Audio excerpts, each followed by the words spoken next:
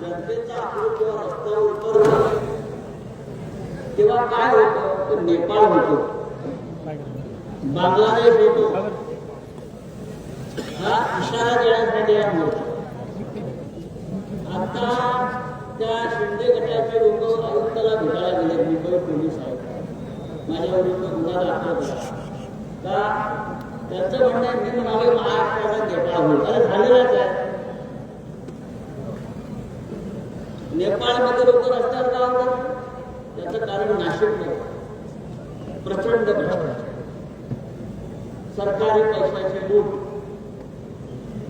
अंमली पदार्थांचा प्रचंड व्यापार, तरुण मुलं नशेच्या आहारी गेले. नाशिकमध्ये महिलांना रस्त्यात या नाशिकसह महाराष्ट्रात या पेक्षाचा वेगळं काय घडलं नसेल तर नेपाळच्या तरुणाने जो इशारा दिला तो आपण लक्षात घेतला पाहिजे. हे माझं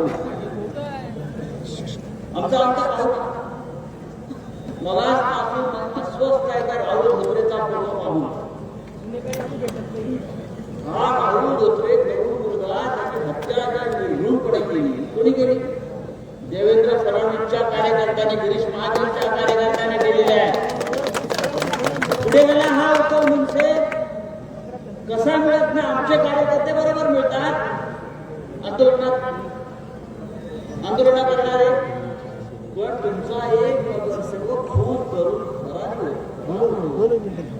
तो गिरीश महाजनला बंगल्यावर जाऊन भेटलो खरं असताना हा त्याला कोण वाचवत आहे? कुठल्या बंगल्यात टाकलाय तो सरकारी?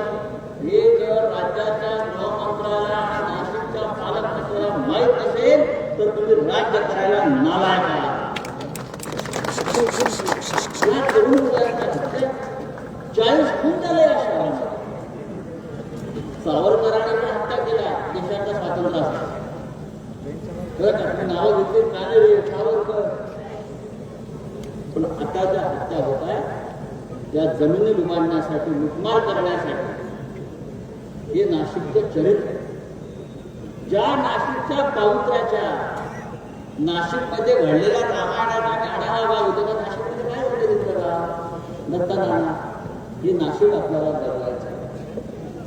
आणि म्हणून हा मोर्चा ही सुरुवात या टोक्यातून त्याच्या लिहिला संयुक्त मोर्चा. यापुढे नाशिक मधला प्रत्येक कार्यक्रम संयुक्तच होणार. नाशिक नाही तर महाराष्ट्रात होणार. आता काय व्हायचं राहिलं? दोन भाऊ एकत्र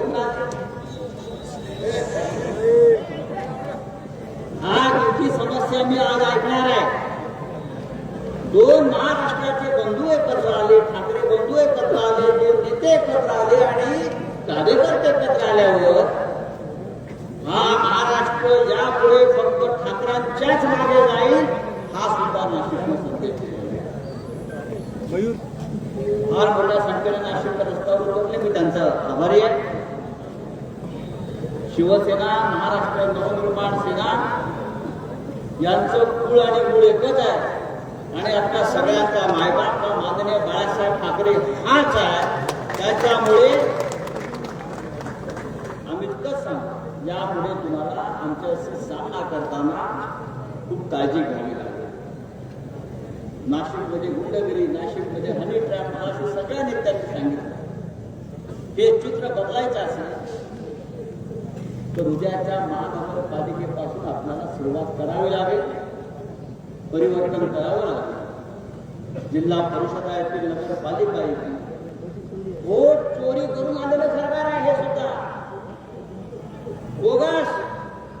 नाशिकमध्ये 3-4 आमदार शक्य आहे का जीवनात? काय त्यांनी मुद्द्याची क्रांती केली होती? चोऱ्या माऱ्या, वोट चोऱ्या करून ते सरकार सत्तेवर आलं. एखादा आमदार निवडून आले, त्यांना आपण घालवून त्याच्या आधी महानगरपालिका संयुक्तपणे आपण ताब्यात घेतली पाहिजे. हे चित्र. लोकशाही मराठी ऐका, पहा, जागरूक रहा.